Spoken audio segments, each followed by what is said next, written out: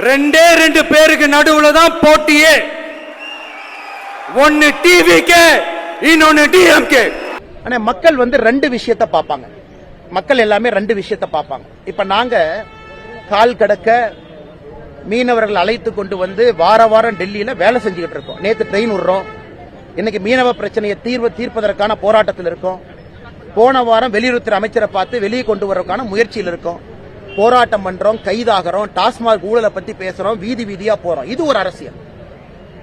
கட்சி ஆரம்பித்து 1.5 வருஷத்துல 3 முறை வெளியே வருவது அது ஒரு அரசியல். இந்த அரசியலை மக்கள் பார்ப்பாங்கல்ல.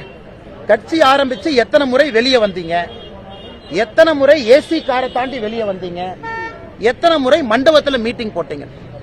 அதனால சகோதரர் விஜயாக இருக்கட்டும், யாராக இருந்தாலும் பேசுவதற்கு உரிமை இருக்கு. ஆனா களத்துல மக்கள் யாருக்கு யார் எதிரின்னு ஒரு ஓட்டர் முடிவு பண்றாங்க, ஒரு வாக்காளர் முடிவு பண்றாங்க, ஒரு தமிழ் சொந்தம் முடிவு பண்றாங்க. எப்படி முடிவு பண்றாங்க? உங்களுடைய தொலைக்காட்சியில எல்லா கட்சியும் பாக்குறாங்க. வீரவசனம் மட்டும் பேசுறாங்களா, வாய்ச்சவடால் விடுறாங்களா, சினிமா டயலாக் பேசுறாங்களா, இது ஒரு கட்சி.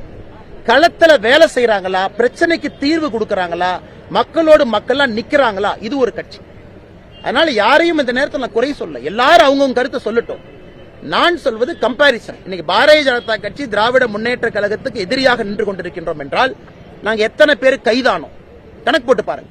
தமிழக அரசியல் களத்தில் கடந்த 4 ஆண்டுகள்ல அதிகமாக கைது செய்யப்பட்ட தொண்டர்கள் யார்? பாரதிய ஜனதா கட்சி. அதிகமாக முடக்கப்பட்ட கட்சி எது? பாரதிய ஜனதா கட்சி. எத்தனை முறை பாரதிய ஜனதா கட்சி கோர்ட்டுக்கு போய் அனுமதி வாங்கி கூட்டம் நடத்தணும்? பாரதிய ஜனதா கட்சி. பாரதிய ஜனதா கட்சியினுடைய பாரத பிரதமர் நரேந்திர மோடி அவர்கள் வருவதற்கு அனுமதி கொடுக்கல, கோர்ட்டுக்கு போய் அனுமதி வாங்கி கோயம்புத்தூர் கொண்டது. இதெல்லாம் மக்கள் பாக்குறாங்கல்ல.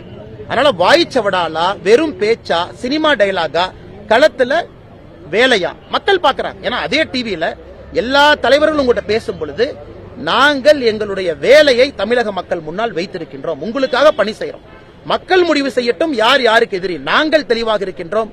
திராவிட முன்னேற்ற கழகத்தினுடைய தப்பை சுட்டிக்காட்டுவதிலே, திருத்துவதில், மக்கள் மன்றத்தில் எடுத்துச் சொல்வதில், தீர்வு கொடுவதில், போராடுவதில் பாரதிய ஜனதா கட்சி இன்னைக்கு முதன்மையான கட்சியாக இருக்கு.